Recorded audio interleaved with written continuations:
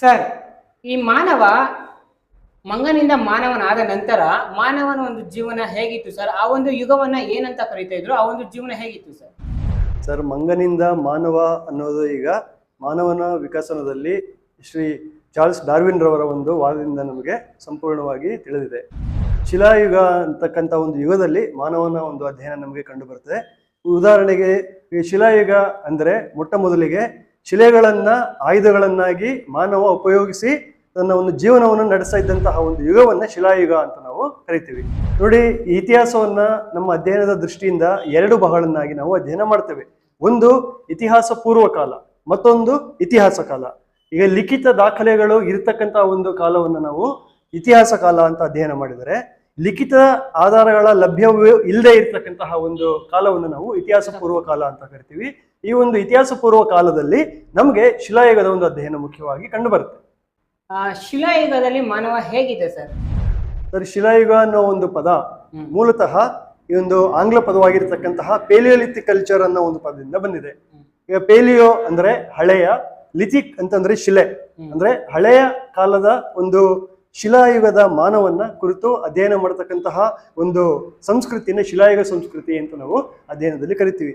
ಈ ಒಂದು ಶಿಲಾಯುಗ ಸಂಸ್ಕೃತಿ ನಮಗೆ ಮುಖ್ಯವಾಗಿ ಈ ಹಳೆ ಶಿಲಾಯುಗ, ಮಧ್ಯ ಶಿಲಾಯುಗ, ನವಶಿಲಾಯುಗ ಮತ್ತು ಕಬ್ಬಿಣ ಯುಗ ಮುಂತಾದಂತಹ ಒಂದು ಯುಗಗಳಿಂದ ಕುಡಿತವಾಗಿರ್ತಕ್ಕಂತಹ ಒಂದು ಯುಗವನ್ನ ನಾವು ಶಿಲಾಯುಗ ಸಂಸ್ಕೃತಿಯಲ್ಲಿ ನಾವು ನೋಡ್ತೀವಿ. ಇದರಲ್ಲಿ ಮೊದಲನೇ ಭಾಗ ಯಾವುದಪ್ಪ ಅಂತಂದ್ರೆ ಹಳೆ ಶಿಲಾಯುಗ ಅಂತ ನಾವು ಕರಿತೀವಿ. ಈ ಒಂದು ಹಳೆ ಶಿಲಾಯುಗವನ್ನ ನಮ್ಮ ಅಧ್ಯಯನದ ದೃಷ್ಟಿಯಿಂದ ಮೂರು ಭಾಗಗಳನ್ನಾಗಿ ವಿಂಗಡಣೆ ಮಾಡ್ಕೊಂಡಿದ್ದೀವಿ. ಆದಿ ಹಳೆ ಶಿಲಾಯುಗ, ಮಧ್ಯ ಹಳೆ ಶಿಲಾಯುಗ ಹಾಗೂ ಅಂತ್ಯ ಹಳೆ ಶಿಲಾಯುಗ ಅಂತ ನಾವು ಕರಿತೀವಿ. ಈ ಒಂದು ಯುಗದಲ್ಲಿ ಮಾನವ ಹೆಚ್ಚು ಬೇಟೆಯಾಡಿ ತನ್ನ ಒಂದು ಜೀವನವನ್ನು ನಡೆಸ್ತಾ ಇದ್ದ. ಅದರ ಜೊತೆಗೆ ಪ್ರಕೃತಿಯಲ್ಲಿ ಸಿಗ್ತಕ್ಕಂತಹ ಒಂದು ಕಲ್ಲುಗಳನ್ನ ಹೇರಳವಾಗಿ ಬಳಸಿಕೊಂಡು ಈ ಒಂದು ಶಿಲೆಗಳನ್ನ ಮಾನವ ಎರಡು ಉದ್ದೇಶಗಳಿಗಾಗಿ ಬಳಸ್ತಾ ಇದ್ದ. ಒಂದು, ತನ್ನನ್ನು ತಾನು ರಕ್ಷಣೆ ಮಾಡ್ಕೊಳ್ಳೋದಕ್ಕೆ, ಮತ್ತೊಂದು ಅಕ್ರೂರ ಮೃಗಗಳನ್ನ ಬೇಟೆಯಾಡೋದಕ್ಕೆ ಕಲ್ಲುಗಳನ್ನ ಬಳಸ್ಕೊಳ್ತಾ ಇದ್ದ. ಆದ್ದರಿಂದಾಗಿ ಶಿಲಾಯುಗದ ಮಾನವ ಮೊಟ್ಟ ಮೊದಲಿಗೆ ಪ್ರಕೃತಿಯಲ್ಲಿ ಸಿಗ್ತಾ ಇರ್ತಕ್ಕಂತಹ ಕ್ವಾರ್ಟ್ಝೈಟ್ ಅಂತಕ್ಕಂಥ ಒಂದು ಕಲ್ಲನ್ನ ಬಳಸ್ದ. ಇದು ಇಂದಿಗೂ ಸಹ ನಮಗೆ ಶಿಲಾಯುಗದ ಅಧ್ಯಯನದಲ್ಲಿ ಪ್ರಾಚೀನ ಕಾಲದ ಮಾನವ ಬಳಸಿರ್ತಕ್ಕಂತಹ ಒಂದು ಕಲ್ಲಿನ ಪ್ರಕಾರ ಅಂತ ನಾವು ಗುರುತಿಸ್ಕೊಂಡಿದ್ದೇವೆ. ಈ ಒಂದು ಗಡುಸಾಗಿರ್ತಕ್ಕಂತಹ ಅಂತಂದ್ರೆ ತುಂಬಾನೇ ಗಟ್ಟಿಯಾಗಿರ್ತಕ್ಕಂತಹ, ಒರಟಾಗಿರ್ತಕ್ಕಂತಹ ಒಂದು ಕಲ್ಲು ಕ್ವಾರ್ಟ್ಝೈಟ್ ಕಲ್ಲು ಅಂತ ನಾವು ಕರಿತೀವಿ. ಈ ಒಂದು ಕಲ್ಲನ್ನು ಉಪಯೋಗಿಸಿಕೊಂಡು ತದನಂತರದಲ್ಲಿ ಮಾನವನ ಒಂದು ಬುದ್ಧಿಶಕ್ತಿಯ ವಿಕಾಸನವಾದ ಹಾಗೆ ನಂತರ ತನ್ನ ಒಂದು ಜೀವನದಲ್ಲಿ ಬದಲಾವಣೆಯನ್ನು ಮಾಡಿಕೊಂಡು ಒಂದು ಹಂತದಿಂದ ಹಂತಕ್ಕೆ ಮಾನವ ಏನ್ ಮಾಡ್ತಾನಪ್ಪ ಅಂತಂದ್ರೆ ತನ್ನ ಜೀವನ ಶೈಲಿಯನ್ನ ಮುಂದುವರಿಸಿಕೊಂಡು ಬರ್ತಾನೆ. ಸರ್, ಈ ಶಿಲಾಯುಗದಲ್ಲಿ ಮಾನವ ಜೀವನ ಹೇಗಿತ್ತು ಸರ್? ಯಾವ ರೀತಿ ಅವನ ಜೀವನ ನಡೀತಾ ಇತ್ತು? ಸರ್, ಶಿಲಾಯುಗದ ಕಾಲದಲ್ಲಿ ಮಾನವನ ಒಂದು ಆಶ್ರಯ ತಾಣಗಳನ್ನ ನಾವು ನೋಡೋದಾದ್ರೆ ಹೆಚ್ಚಾಗಿ ಮುಖ್ಯವಾಗಿ ಕಾಡುಗಳಲ್ಲಿ ವಾಸ ಮಾಡ್ತಾ ಇದ್ದ. ಕಾಡುಗಳಲ್ಲಿ, ಗುಹೆಗಳಲ್ಲಿ, ಮರದ ಪೊಟರೆಗಳಲ್ಲಿ ಮಾನವನ ಒಂದು ವಾಸ ಮಾಡ್ತಾ ಇದ್ದ. ಜೊತೆಗೆ ಪ್ರಕೃತಿಯಲ್ಲಿ ಸಿಗ್ತಾ ಇದ್ದಂತಹ, ಸ್ವಾಭಾವಿಕವಾಗಿ ಸಿಗ್ತಾ ಇರ್ತಕ್ಕಂತಹ ಒಂದು ಮರಗಳಲ್ಲಿ ಇರುವ ಒಂದು ಹಣ್ಣು ಹಂಪಲುಗಳಿರ್ಬೋದು, ಗೆಡ್ಡೆಗೆಣಸು ಇರ್ಬೋದು, ತರಕಾರಿಗಳಿರ್ಬೋದು, ಇಂತಹ ಒಂದು ಆಹಾರ ಪದಾರ್ಥಗಳನ್ನ ಜೀವಿಸಿಕೊಂಡು ಸುಮ್ಮನೆ ಅನಾಗರಿಕನ ಹಾಗೆ ಏನ್ ಮಾಡ್ತಾ ಇದ್ದಪ್ಪ ಅಂತಂದ್ರೆ ವಾಸ ಮಾಡ್ತಾ ಇದ್ದ. ಇದರ ಜೊತೆಗೆ ಮಾನವ ಏನ್ ಮಾಡ್ತಾನಪ್ಪ ಅಂತಂದ್ರೆ ಒಂದು ಪ್ರಾಣಿಗಳನ್ನ ಕೊಂದು ಅದರ ಒಂದು ಮಾಂಸವನ್ನ, ಹಸಿ ಮಾಂಸವನ್ನ ಅವನು ಮೊಟ್ಟ ಮೊದಲಿಗೆ ಇವನು ಸೇವನೆ ಮಾಡ್ತಾ ಇದ್ದ. ಅದಾದ ನಂತರ ಬೆಂಕಿಯ ಉಪಯೋಗವನ್ನ ಕಂಡು ಹಿಡಿದುಕೊಂಡ ನಂತರ ಏನ್ ಮಾಡ್ತಾನಪ್ಪ ಅಂತಂದ್ರೆ ಮಾನವಾಗಿರ್ತಕ್ಕಂಥವನು ಆ ಮಾಂಸವನ್ನ ಬೇಯಿಸಿ ತನ್ನ ಆಹಾರವನ್ನಾಗಿ ಮಾಡ್ಕೊಳ್ತಕ್ಕಂಥ ಒಂದು ಪದ್ಧತಿಯನ್ನ ಶಿಲಾಯುಗದಲ್ಲಿ ಅವನು ಕಂಡುಹಿಡ್ಕೊಂಡು ನಂತರದಲ್ಲಿ ಏನ್ ಮಾಡ್ತಾನೆ, ಅವನ ಒಂದು ಮುಖ್ಯ ಕಸುಬು ಏನಪ್ಪಾ ಅಂತಂದ್ರೆ ಬೇಟೆಯಾಡೋದು ಮತ್ತು ಆಹಾರ ಸಂಗ್ರಹಣೆ ಮಾಡೋದು. ಕೇವಲ ಸಂಗ್ರಹಣೆ ಮಾಡೋದು. ಇಲ್ಲಿ ಈ ಒಂದು ಶಿಲಾಯುಗ ಕಾಲದಲ್ಲಿ ವ್ಯವಸಾಯದ ಪರಿಕಲ್ಪನೆ ಮಾನವನಿಗೆ ಬಂದಿರಲಿಲ್ಲ. ಅಂದ್ರೆ ಪ್ರಕೃತಿಯಲ್ಲಿ ಈಗ ನಾನಾಗ್ಲೇ ಹೇಳಿದಾಗೆ ಈ ಒಂದು ಸ್ವಾಭಾವಿಕವಾಗಿ ಸಿಗ್ತಕ್ಕಂತಹ ಆಹಾರಗಳನ್ನ ಮತ್ತು ಹಣ್ಣು ಹಂಪಲುಗಳನ್ನ ಮತ್ತು ಅದರ ಜೊತೆಗೆ ಅವನಿಗೆ ಸಿಗ್ತಕ್ಕಂಥ ಪ್ರಾಣಿಯ ಒಂದು ಹಸಿ ಮಾಂಸವನ್ನ ಮಾತ್ರ ಅವನು ಸೇವನೆ ಮಾಡ್ತಾ ಇದ್ದ. ಇದರಿಂದ ಕೇವಲ ಒಂದು ಕಡೆ ನೆಲೆಸಿ ಇವನಿಗೆ ವಾಸ ಮಾಡ್ಬೇಕು ಅನ್ನೋ ಒಂದು ಪರಿಕಲ್ಪನೆ ಇನ್ನೂ ಬಂದಿರಲಿಲ್ಲ.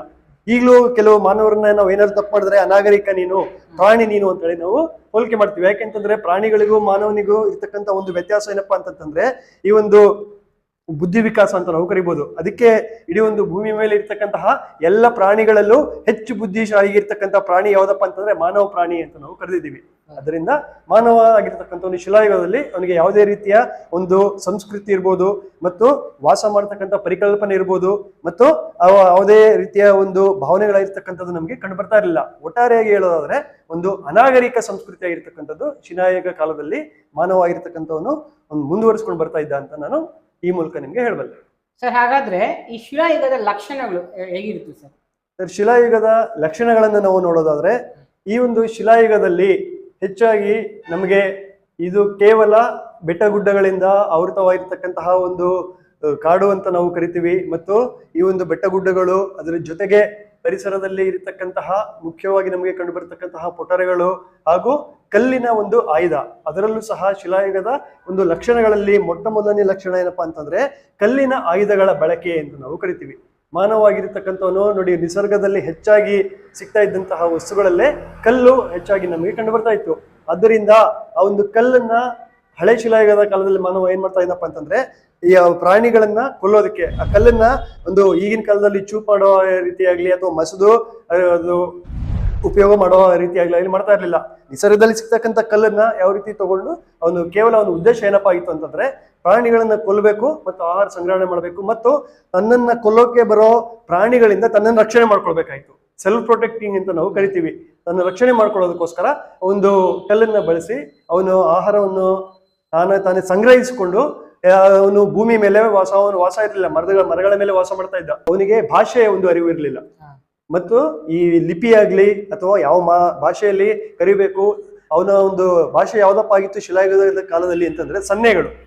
ಈಗಲೂ ನಾವೇನ್ ಮಾಡ್ತೀವಪ್ಪ ಅಂತಂದ್ರೆ ಯಾರಾದ್ರೂ ಸ್ವಲ್ಪ ದೂರ ಇರೋನ್ನ ನಾವು ಕರೆಯೋದು ಸಾಧ್ಯವಾಗಿರೋ ರೀತಿ ಸನ್ನೆ ಮಾಡಿ ಬಾ, ಈ ರೀತಿ ಕರೆದ್ರೆ ಬಾ ಅನ್ನೋಗೆ ಹೋಗು, ಈ ರೀತಿ ಸನ್ನೆಗಳ ರೂಪದಲ್ಲಿ ಸಿಂಬಲ್ಸ್ ಅಂತ ನಾವು ಕರಿತೀವಿ. ಆ ಸನ್ನೆಗಳ ರೂಪದಲ್ಲಿ ಅವನ ಜೀವನ ಶೈಲಿಯಲ್ಲಿ ಕಾಡು ಮೃಗಗಳಾಗೆ ಅವನು ಈ ಆನೆ ಇರ್ಬೋದು ಅಥವಾ ಬೇರೆ ಯಾವುದೇ ಪ್ರಾಣಿಗಳಿರ್ಬೋದು ಯಾವ ರೀತಿ ಸೌಂಡ್ ಮಾಡುತ್ತೋ ಅದೇ ರೀತಿಯ ಒಂದು ಸೌಂಡ್ ಅನ್ನ ಮಾಡಿಕೊಂಡು ಏನ್ ಮಾಡ್ತೀವಿ ಶಿಲಾಯುಗದಲ್ಲಿ ಅನಾಗರಿಕನಾಗಿ ಬೆತ್ತಲೆಯಾಗಿ ಯಾವುದೇ ರೀತಿಯ ವಸ್ತ್ರ ಧರಿಸಬೇಕು ಅನ್ನೋದಾಗಿ ಕಾಡದಲ್ಲಿ ಸಿಗ್ತಕ್ಕಂಥ ಎಲೆಗಳನ್ನ ಅಥವಾ ಬಳ್ಳಿಗಳನ್ನ ತನ್ನನ್ನ ಒಂದು ಮಳೆಗಾಲದಲ್ಲಿ ರಕ್ಷಣೆ ಮಾಡ್ಕೊಳ್ಳೋದಕ್ಕೆ ಅವುಗಳನ್ನ ಬಳಸ್ತಾ ಇದ್ದ.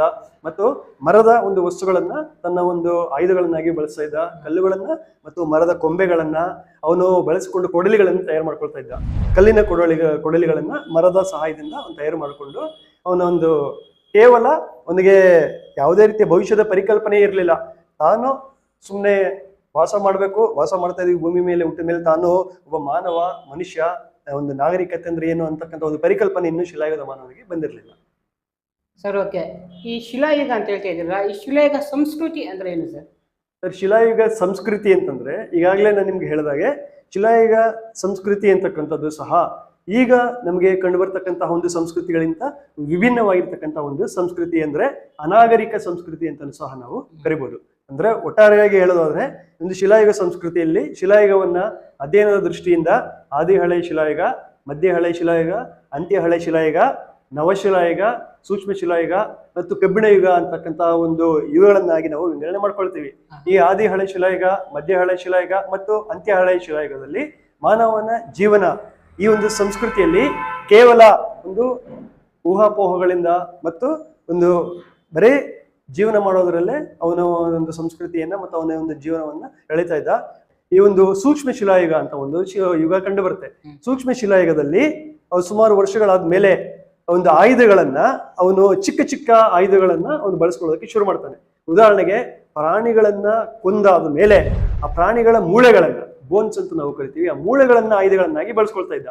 ಅದರಲ್ಲೂ ಸಹ ಕೆಲವು ಹಾರ್ಪೂನ್ ಅಂತ ನಾವು ಕರಿತೀವಿ. ಹಾರ್ಪೂನ್ ಅಂತಕ್ಕಂಥ ಒಂದು ಆಯುಧ ಸೂಕ್ಷ್ಮ ಶಿಲಾಯುಗದಲ್ಲೇ ತುಂಬಾನೇ ಪ್ರಮುಖ ಸ್ಥಾನವನ್ನು ಪಡೆದಿರ್ತಕ್ಕಂಥ ಒಂದು ಆಯುಧ.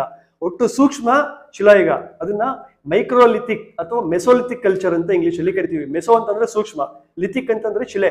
ಒಂದು ಸೂಕ್ಷ್ಮವಾಗಿರ್ತಕ್ಕಂತಹ ಶಿಲೆಗಳ ಆಯುಧವನ್ನ ಅಥವಾ ಸೂಕ್ಷ್ಮವಾಗಿರ್ತಕ್ಕಂತಹ ಒಂದು ಆಯುಧಗಳನ್ನ ತನ್ನ ಒಂದು ಜೀವನದಲ್ಲಿ ಬಳಸ್ಕೊಂಡಿರ್ತಕ್ಕಂತಹ ಒಂದು ಕಾಲವನ್ನ ಸೂಕ್ಷ್ಮ ಶಿಲಾಯುಗ ಸಂಸ್ಕೃತಿ ಅಂತ ಇತಿಹಾಸದಲ್ಲಿ ನಾವು ಕರಿತೀವಿ.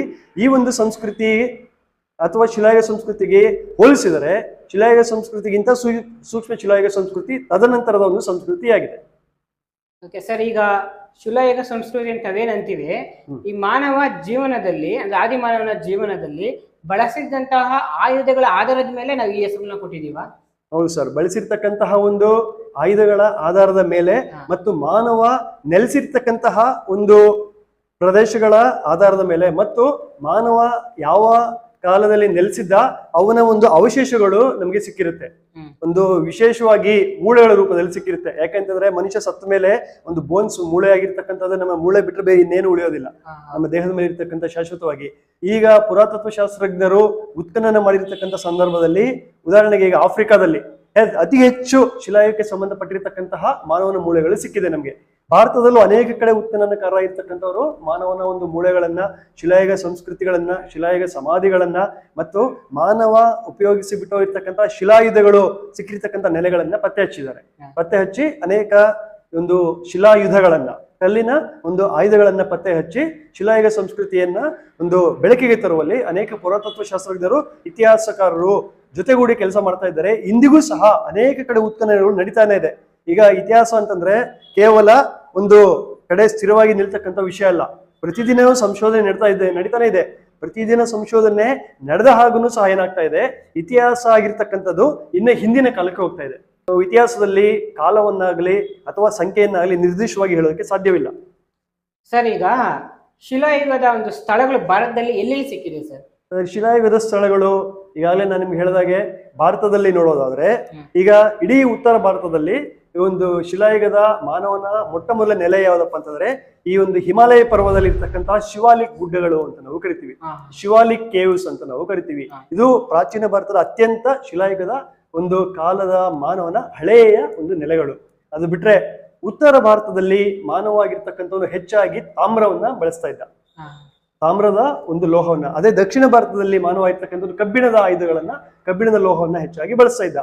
ಇವೆರಡನ್ನು ನಾವು ನೋಡೋದಾದ್ರೆ, ನಮ್ಮ ಈ ದಕ್ಷಿಣ ಭಾರತದಲ್ಲಿ ತಮಿಳುನಾಡಲ್ಲಿ ಇರ್ತಕ್ಕಂತಹ ಒಂದು ಅತ್ತಿರಾಮ್ ಪಕ್ಕಂ ಇರ್ಬೋದು, ಅದು ಒಂದು ಪಾಂಡಿಚೇರಿ ಇರ್ಬೋದು, ಮಧುರೈ ಇರ್ಬೋದು, ಕಂಚಿ ಇರ್ಬೋದು, ಅನೇಕ ಸ್ಥಳಗಳಲ್ಲಿ ಶಿಲಾಯುಗದ ಮಾನವನ ಅವಶೇಷಗಳು ಸಿಕ್ಕಿದೆ.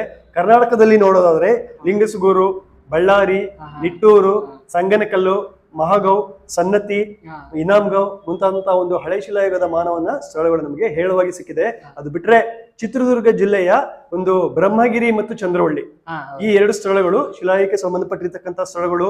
ಪುಣೆಯಲ್ಲಿ ಕೆಲಸ ಮಾಡ್ತಾ ಇರ್ತಕ್ಕಂತಹ ಡೆಕನ್ ಕಾಲೇಜಿನ ಪ್ರೊಫೆಸರ್ ಪದ್ದಯ್ಯ ಆಗಿರ್ತಕ್ಕಂಥವ್ರು ಕರ್ನಾಟಕದ ಈ ಎರಡು ನೆನೆಗಳನ್ನ ಪತ್ತೆ ಹಚ್ಚಿ ಹಳೆ ಶಿಲಾಯುಗದ ಮಾನವನ ಕಲ್ಲಿನ ಅವಶೇಷಗಳನ್ನ ಅವರು ಉತ್ಖನನ ಮಾಡಿ ಪತ್ತೆ ಹಚ್ಚಿದ್ದಾರೆ.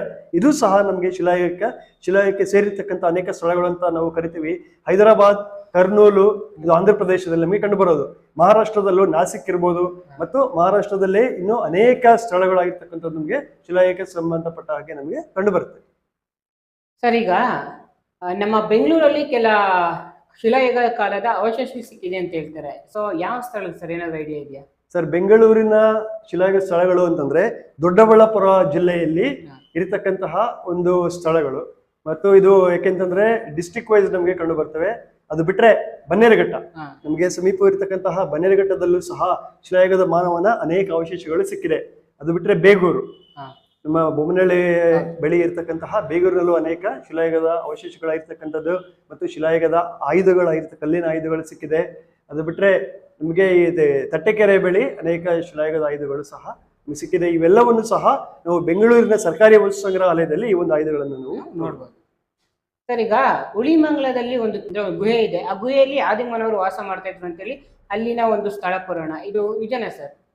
ನಿಜಾನ ಅಂತಂದ್ರೆ, ಈಗ ಆ ಒಂದು ಗುಹೆಯಲ್ಲಿ ಮಾನವ ಉಪಯೋಗಿಸಿ ಬಿಟ್ಟು ಹೋಗಿರ್ತಕ್ಕಂತಹ ಒಂದು ಆಯುಧಗಳಾಗಲಿ ಅಥವಾ ಆ ಒಂದು ಕಾಲಾನುಕ್ರಮ ಅಥವಾ ಆ ಒಂದು ಮಾನವನ ಮೂಳೆಗಳಾಗಲಿ ಅವುಗಳನ್ನ ಒಂದು ವೈಜ್ಞಾನಿಕ ವಿಧಾನದಲ್ಲಿ ನಾವು ಸಂಶೋಧನೆ ಮಾಡಿ ಅದು ಪ್ರೂವ್ ಆದ ಮೇಲೆ ಅಥವಾ ಅದು ಸರಿ ಅಂತಕ್ಕಂತಹ ಒಂದು ಅಂಶ ಬೆಳಕಿಗೆ ಬಂದ ಮೇಲೆ ಅದು ನಿರ್ಧಾರಕ್ಕೆ ನಾವು ಬರ್ಬೇಕಾಗುತ್ತೆ. ಸರ್, ಈ ಶಿಲಾಯುಗದ ನಂತರದ ಯುಗನ ಏನಂತ ಕರಿತೀವಿ ಸರ್? ಮಾನವ ಯಾವ ರೀತಿ ಅವನ ಜೀವನವನ್ನ ನಡೆಸ್ಕೊಳೋದ? ಶಿಲಾಯುಗದ ನಂತರ ಮಾನವ ಮೊಟ್ಟ ಮೊದಲಿಗೆ ಏನ್ ಮಾಡ್ತಾನಪ್ಪ ಅಂತಂದ್ರೆ ಒಂದು ಕಡೆ ನೆಲೆಸಿ ವಾಸ ಮಾಡೋದಕ್ಕೆ ಅವನು ಪ್ರಾರಂಭ ಮಾಡಿ ಅದಾದ್ಮೇಲೆ ಶಿಲಾಯುಗ ನಂತರದ ಒಂದು ಮಾನವನ ಮೊಟ್ಟ ಮೊದಲ ಆವಿಷ್ಕಾರ ಏನಪ್ಪಾ ಅಂತಂದ್ರೆ ಕೃಷಿ. ಶಿಲಾಯುಗದಲ್ಲಿ ಮಾನವನಿಗೆ ಕೃಷಿ ಮಾಡಬೇಕು ಅಥವಾ ಒಂದು ವ್ಯವಸಾಯ ಮಾಡಬೇಕು ಅಂತಕ್ಕಂಥ ಒಂದು ಪರಿಕಲ್ಪನೆ ಇರೋದಿಲ್ಲ. ಯಾಕಪ್ಪ ಅಂತಂದ್ರೆ ಪ್ರಕೃತಿಯಲ್ಲಿ ಸಿಗ್ತಕ್ಕಂತಹ ಒಂದು ಆಹಾರವನ್ನು ಬಳಸ್ತಾ ಇದ್ದ. ಯಾವಾಗ ಪ್ರಕೃತಿಯಲ್ಲಿ ಭೂಕಂಪ ಇರ್ಬೋದು ಅಥವಾ ಬರಗಾಲ ಇರ್ಬೋದು, ಇಂತಹ ಸಂದರ್ಭದಲ್ಲಿ ಹಾಗೂ ಮಾನವ ತನ್ನ ಒಂದು ಜೀವಿತಾವಧಿಯಲ್ಲಿ ಕೆಲವು ಸಲ ತಾನು ಹಣ್ಣನ್ನ ತಿಂದು ಬಿಸಾಕಿದ ಮೇಲೆ ಕೆಲವು ಬೀಜಗಳು ಅದು ಮೊಳಕೆ ಹಿಡಿದು ಮತ್ತೆ ಅದರಿಂದನೇ ಗಿಡ ಆಗಿ ಅದು ಮರವಾಗಿ ಹೊಮ್ಮಿ ಅದು ಹಣ್ಣುಗಳನ್ನು ಕೊಡುತ್ತೆ ಅಂತ ತಿಳ್ಕೊಂಡ್ಮೇಲೆ ಏನ್ ಮಾಡ್ತಾನೆ, ವ್ಯವಸಾಯವನ್ನ ಒಂದು ಮಾಡಕ್ ಶುರು ಮಾಡ್ತಾನೆ. ವ್ಯವಸಾಯ ಮಾಡಕ್ ಶುರು ಮಾಡಿದ ಮೇಲೆ ಮತ್ತೆ ಆ ಸತ್ತಿರ್ತಕ್ಕಂಥ ಶವಗಳನ್ನ ಅವನು ಸಂಸ್ಕಾರ ಮಾಡೋದಕ್ಕೆ ಅಥವಾ ಕಲ್ಲಿನ ಸಮಾಧಿಗಳ ನಿರ್ಮಾಣ ಮಾಡೋದಕ್ಕೆ ಶುರು ಮಾಡ್ಕೊಳ್ತಾನೆ. ಇದನ್ನ ನಾವು ಕಬ್ಬಿಣ ಯುಗ ಅಥವಾ ಬೃಹತ್ ಶಿಲಾ ಸಮಾಧಿಗಳ ಯುಗ ಅಂತ ನಾವು ಕರಿತೀವಿ. ಅದಾದ ನಂತರದ ಒಂದು ಯುಗವನ್ನ ಇಂದಿನ ಒಂದು ನಾಗರಿಕತೆಗಳ ಒಂದು ಯುಗ ಅಂತ ಕರಿತೀವಿ. ಭಾರತೀಯ ಇತಿಹಾಸವನ್ನು ನಾವು ನೋಡೋದಾದ್ರೆ ಸಿಂಧು ನಾಗರಿಕತೆಯಿಂದ ನಮಗೆ ನಾಗರಿಕತೆಗಳ ಒಂದು ಯುಗ ಆಗಿರ್ತಕ್ಕಂಥದ್ದು ಕಂಡು ಬರುತ್ತೆ. ಯಾಕೆಂತಂದ್ರೆ ಸಿಂಧು ನಾಗರಿಕತೆಯಲ್ಲೇ ಆಗಿನ ಕಾಲದಲ್ಲಿ ಸುಮಾರು ಕ್ರಿಸ್ತಪೂರ್ವ 4000 ವರ್ಷಗಳ ಹಿಂದೆನೆ ಮಾನವ ಆಗಿರ್ತಕ್ಕಂಥವನು ಒಂದು ನಗರ ಯೋಜನೆಯನ್ನು ಕಂಡುಕೊಂಡಿದ್ದ. ಅಂದ್ರೆ ಟೌನ್ ಪ್ಲಾನಿಂಗ್ ಅಂತ ನಾವು ಕರಿತೀವಿ. ಈಗ ಒಂದು ಸ್ಟ್ರೀಟ್ ಆಗಿರ್ತಕ್ಕಂಥದ್ದು ಏರಿಯಾ ಯಾವ ರೀತಿ ಇರಬೇಕು ಮತ್ತು ಒಳಚರಂಡಿ ವ್ಯವಸ್ಥೆ ಮತ್ತು ಆ ಒಂದು ಮಾನವನ ಒಂದು ಜೀವನ ಶೈಲಿ, ಅವನು ಉಪಯೋಗಿಸ್ತಾ ಇದ್ದಂತಹ ಒಂದು ದಂತದ ಒಂದು ಮುತ್ತಿನ ಆಭರಣಗಳಿರ್ಬೋದು ಮತ್ತು ದಂತದ ಬಾಚಣಿಗೆಗಳಿರ್ಬೋದು ಮತ್ತು ಅವನು ಅಡಿಗೆ ಮನೆಯಲ್ಲಿ ಅವನು ಬಳಸಿರ್ತಕ್ಕಂಥ ಪಾತ್ರೆಗಳಿರ್ಬೋದು, ಮಣ್ಣಿನ ಮಡಿಕೆಗಳು ನೋಡಿ, ಮಡಿಕೆಗಳ ಒಂದು ಉಪಯೋಗದ ಕಾಲವನ್ನ ನಾವು ನವಶಿಲಾಯುಗ ಅಂತ ನಾವು ಕರಿತೀವಿ. ಆ ನವಶಿಲಾಯುಗದಿಂದ ಮಾನವ ಇರ್ತಕ್ಕಂಥವನು 2 ರೀತಿಯ ಮಡಿಕೆಗಳನ್ನು ಉಪಯೋಗಿಸ್ತಾನೆ. ಒಂದು ರೆಡ್ ವೇರ್ ಮತ್ತು ಬ್ಲಾಕ್ ವೇರ್ ಅಂತ ನಾವು ಕರಿತೀವಿ. ಮತ್ತೊಂದು ರೀತಿಯ ಮಡಿಕೆಯನ್ನು ಉಪಯೋಗಿಸ್ತಾನೆ, ಅದು ರೆಡ್ ಅಂಡ್ ಬ್ಲಾಕ್ ವೇರ್ ಅಂತ ನಾವು ಕರಿತೀವಿ. ಕಪ್ಪು ಬಣ್ಣದ ಮಡಿಕೆಗಳು, ಕೆಂಪು ಬಣ್ಣದ ಮಡಿಕೆಗಳು ಮತ್ತು ಕಪ್ಪು ಹಾಗೂ ಕೆಂಪು ಬಣ್ಣದ ಮಡಿಕೆಗಳನ್ನ ಮಾನವ ಇರ್ತಕ್ಕಂಥವನು ನವಶಿಲಾಯುಗದಲ್ಲಿ ಬಳಸ್ತಾನೆ. ಒಟ್ಟಾರೆಯಾಗಿ ಸಿಂಧು ನಾಗರಿಕತೆಯಿಂದ ನಮಗೆ ನಾಗರಿಕತೆಯ ಒಂದು ಸಂಸ್ಕೃತಿ, ಜೀವನ ಶೈಲಿ ಆಗಿರ್ತಕ್ಕಂಥದ್ದು ಕಂಡುಬರುತ್ತೆ. ನೋಡಿದ್ರಲ್ಲ ವೀಕ್ಷಕರೇ, ಶಿಲಾಯುಗದ ಮಾನವ ಹೇಗಿದ್ದ ಅವರ ಬಗ್ಗೆ ಸಂಪೂರ್ಣ ಮಾಹಿತಿಯನ್ನ ಕೊಟ್ಟಿದ್ದೀವಿ. ಮುಂದಿನ ಒಂದು ಸಂಚಿಕೆಯಲ್ಲಿ ಸಿಗೋಣ.